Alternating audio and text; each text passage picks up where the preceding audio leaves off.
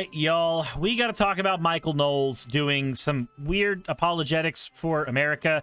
These are the people that are like, America's a Christian nation. It needs to be super Christian. So much so that we hint, kill the gays. So let's go ahead and get into that. But first, fan art section. This one is from Razdaz. Huzzah! First Suris fan art of the year featuring Neko Suris and a bonus slime Suris. Aw. It's adorable. I also like how the hands are colored pink outside of the rest of the body. Like, I'm just a couple inches away from doing the transformation, and instead of feet, there are paws. Furry detected. As always, everybody, thank you all for the fan art submissions. If you want your fan art shown in a future video, drop it in the Discord. We're going to cover Michael Knowles now, because he's interesting.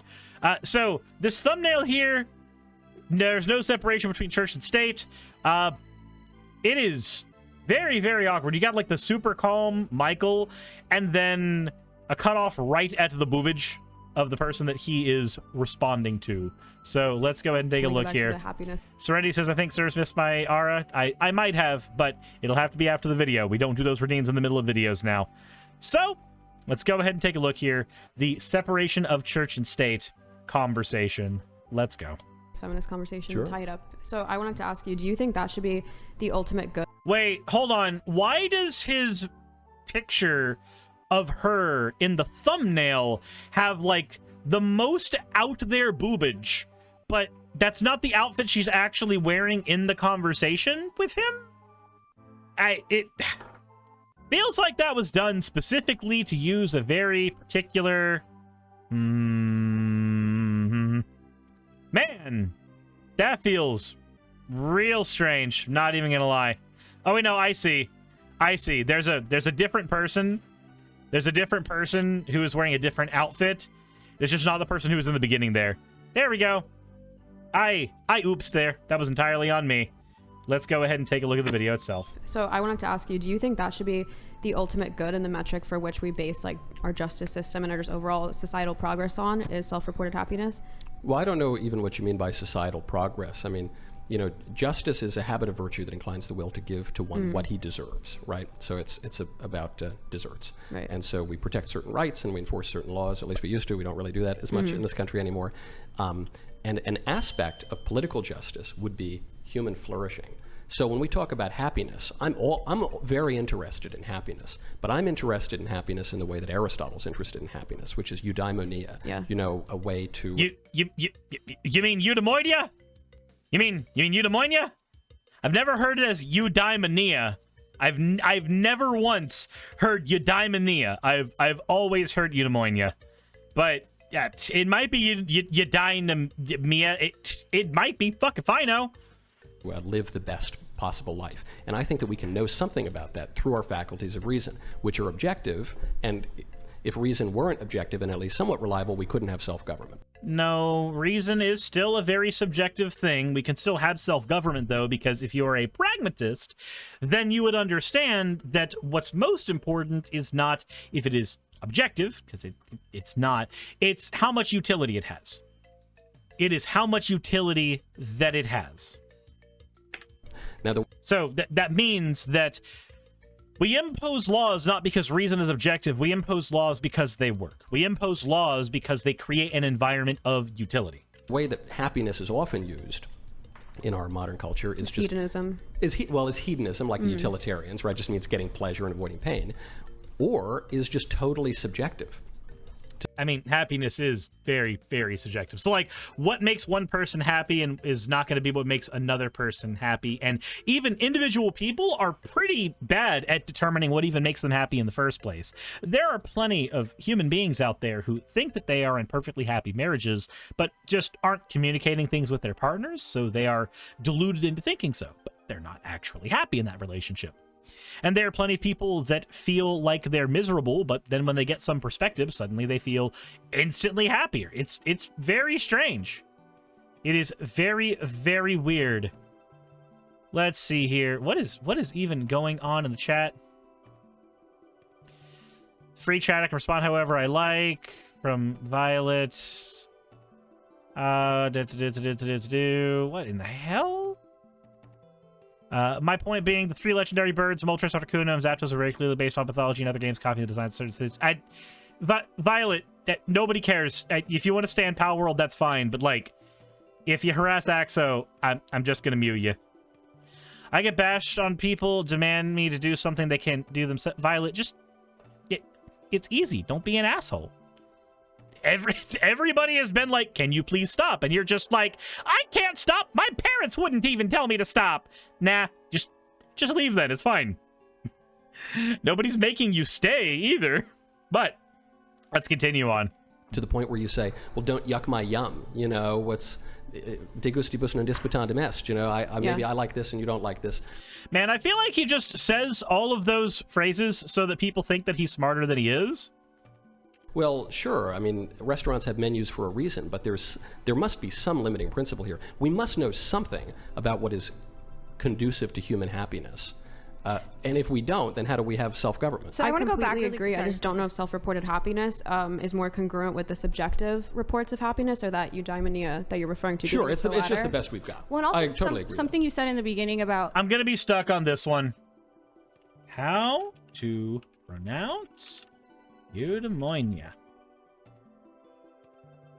As eudaimonia. I fucking knew it! I fucking knew it! That's not how you say it! Anyway.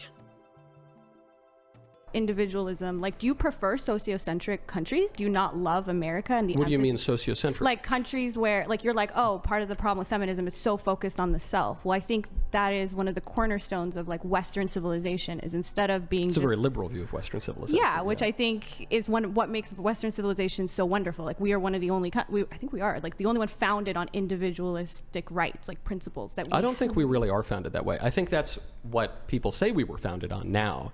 But, you know, you hear a phrase like liberal democracy. That's the popular way to describe our country now. That phrase appears basically... Agamotto says, but you didn't get it quite right either. Yeah, that's fair. I didn't say it quite right either. Let's just go ahead and let's find how to be correct together. Eudaimonia. Eudaimonia. 4 syllables. Or 5. You. There. Eudaimonia. Mo. Ni.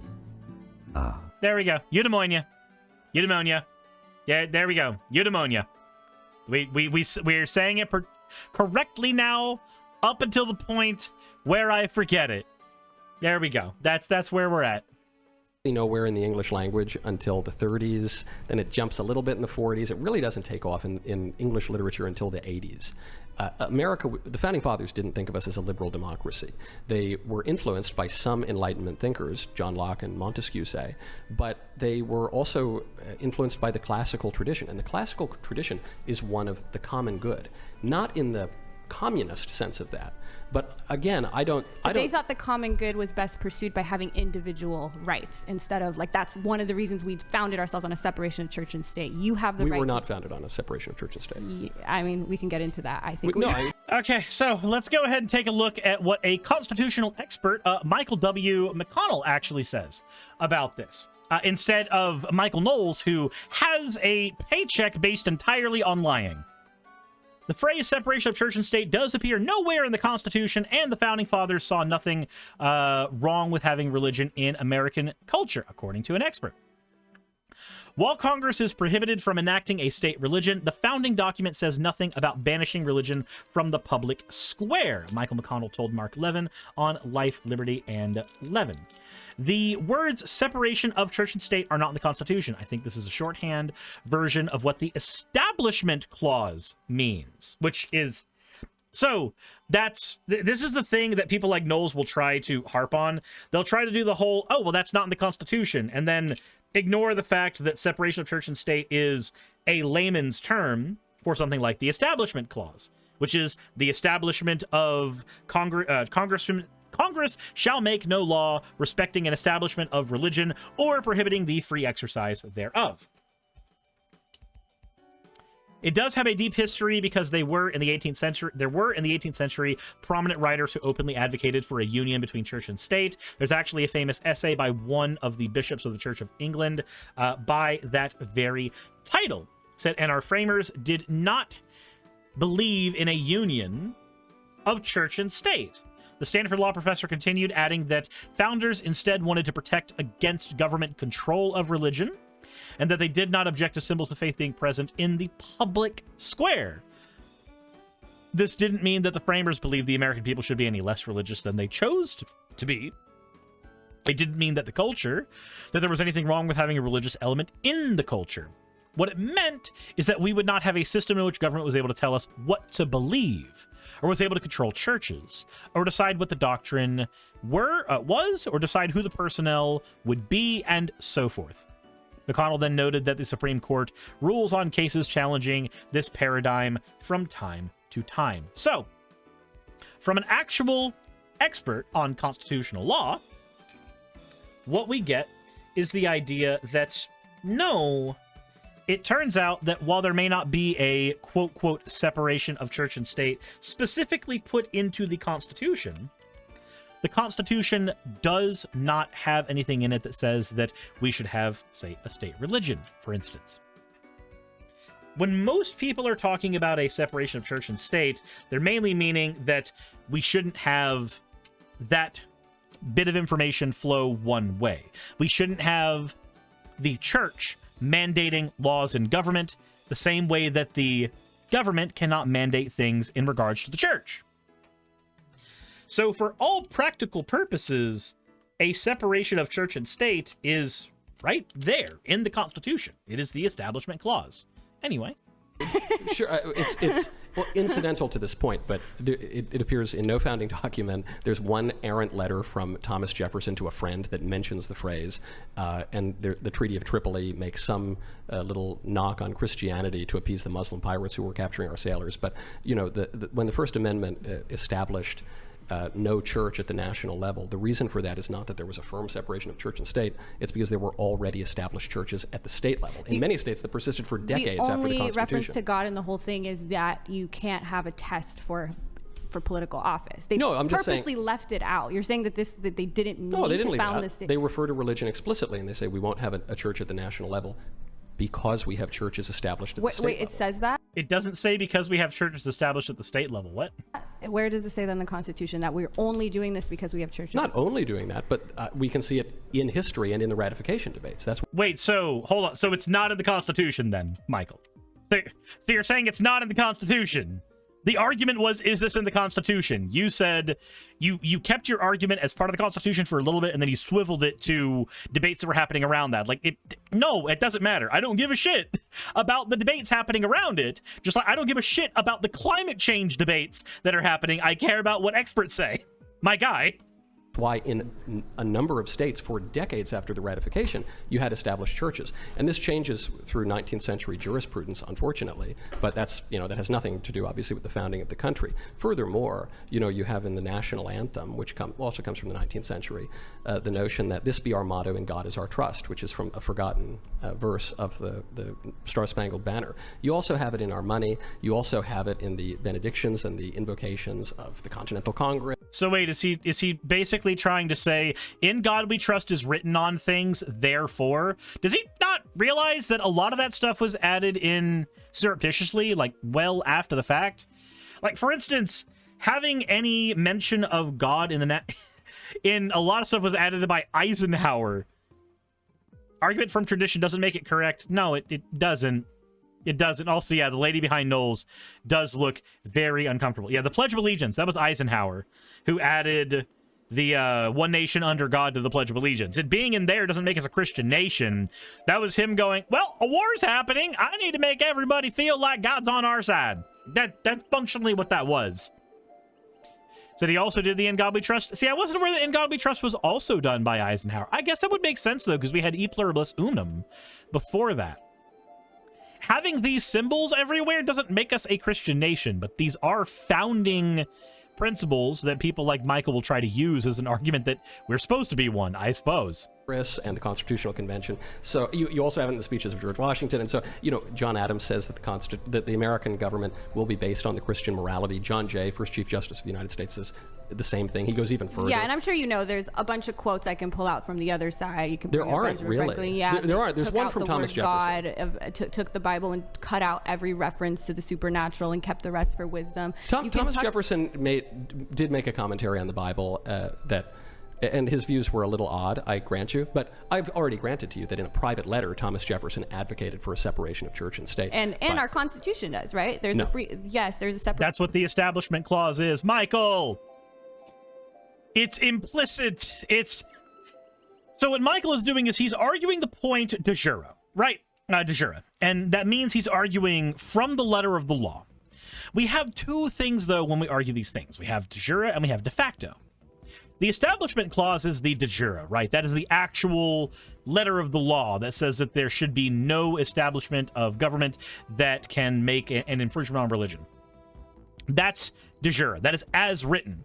However, the implication from that is that stream flows the other way as well.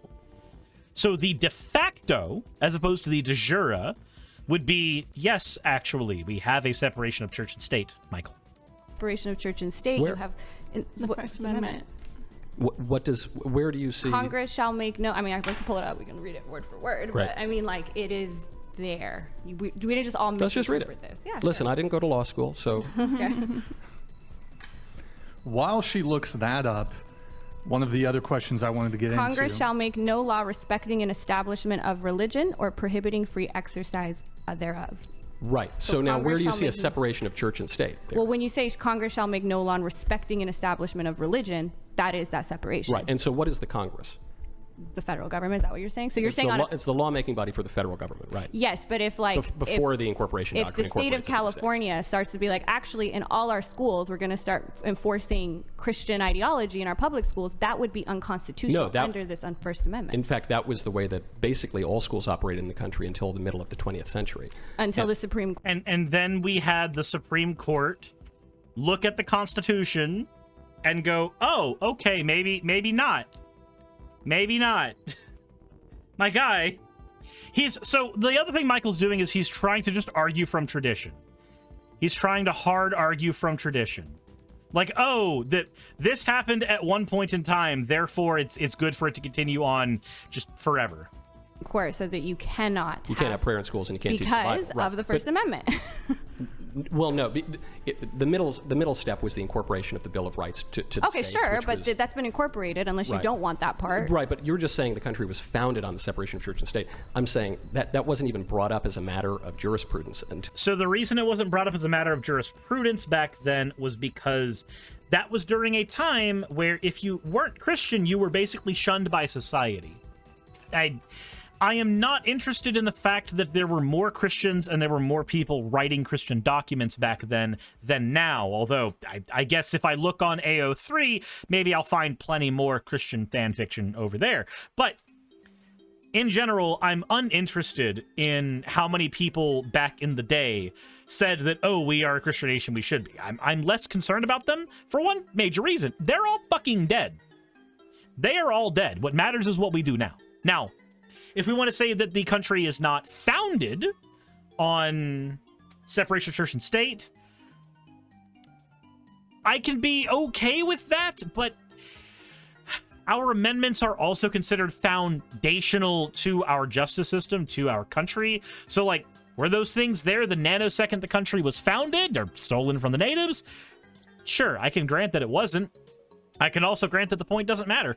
Till many Because it didn't decades have the later. words And then it wasn't enforced in schools until a century after that. Yeah, because no rights were, right? That's what the incorporation. No, I I think guess there I'm were just confused. Do you believe the Bill of Rights is like a founding document or not? The Bill of Rights is Yes. a list of 10 amendments to the U.S. Yes. Constitution. Do you believe it is a founding document when it comes to, like, basically the United States as a whole? Yeah. Yeah. Okay. So then, to me, I don't understand why the conversation is continuing, because if you believe the Bill of Rights is integral to the founding of this nation, and the Bill of Rights, the First Amendment, states that no religion shall be. Yeah, you can. Yeah, I think Congress cannot you're misunderstanding what that. Wait, so hold on.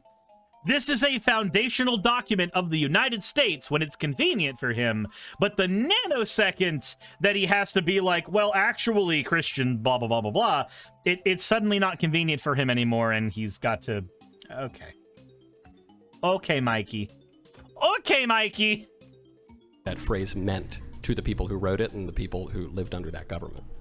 It just seems to me, where would the misunderstanding be? I think you're misunderstanding that the Bill of Rights did not apply to the states at the time, and the lack of an establishment of a church at the national level does not imply that there cannot be an establishment of a church at the state level, which we know for a fact there was at the time of ratification. I guess I am a little bit confused because I don't understand if the Bill of Rights is part of the federal basically legislator, right? It's part of the federal law. But we have a and federal we are under, system. Yeah, but the whole point of creating the Constitution. That's a point in her favor, though, not yours, Michael. What? But that's federal law. But we have a federal system. Yeah? And according to the Federalist Papers as well, is that, oh no, we need some like overarching law that, you know, goes throughout the nation, so that way that we can be a united nation. Not exactly. So federalism, right, refers to the principle of subsidiarity, to the view that there would be different levels of government, frankly, all the way down to the individual, right, and the family and the community and the state and the national government. So certain powers and rights were reserved to the federal government, but they were relatively small at the ratification of the Constitution. And then many, many rights and laws and powers were reserved to the states, and then some were reserved to the people. And then, I guess her rebuttal's just not there because this is the version that's on Michael's channel? Okay, so that means if we look at the comment section, we're going to find a whole bunch of people that are just rooting for Michael, right? The poor lady is so stressed and oppressed by the patriarchy and things, she forgot to wear a shirt. Thoughts and Jesus Christ. Oh my God. Let's not forget that the separation of church and state mostly protected the church from the state, not the other way. No, that flows both ways. That's how laws work. Like, it's illegal for you to shoot a police officer. It's also supposed to be illegal for a cop to shoot you. That's why we have such weird conversations about that kind of thing. So they give him a gold medal for the display of mental gymnastics. So this is why it's dangerous to talk to these people.